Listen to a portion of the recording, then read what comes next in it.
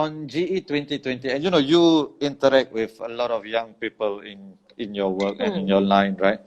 And you were a representative of the youth at one point in time. So do you see a difference in how the young voted or talked about voting or talked about the election versus the older people or the older voters? Yeah. Oh, there's just so much to unpack there.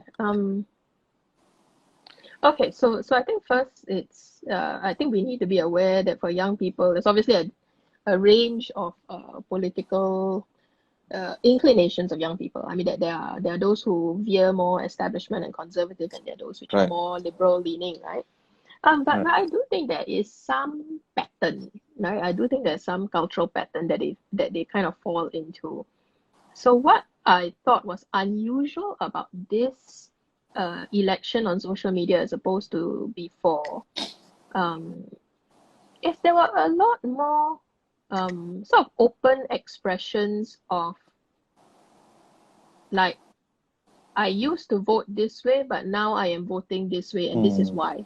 And then they will break it down, you know, and you get a sense that the breaking down of like why I am switching allegiances or why I am deciding that this style of politics is not for me, and putting it there in public and quite candidly and using their own names, it gives me a sense that there is a new generation that is not afraid to talk about such things, right? I think for like I'm Gen X, and I think for like Gen X and older, maybe there was a lot more hesitance in expressing ourselves about what we think and what we feel. But I think this gen, which has grown up on social media, they're like quite like indoctrinated in the, like, you know, my opinion matters. Let me share it with you, even though it's just an opinion about my cat, you know, and then like, everybody clap for you. Right, There's some right, sense of like validation in, like, you know, your point of view matters lah. I mean, it's a silly point, but I do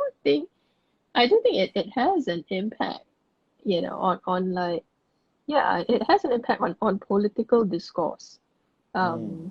So the same desires that they had for regular social media etiquette, if you like, carries over to the political etiquette, because they, you know, you don't see any difference. Like, you know, if someone posts on Facebook, you kind of hold them to the same standards that you hold your friend lah.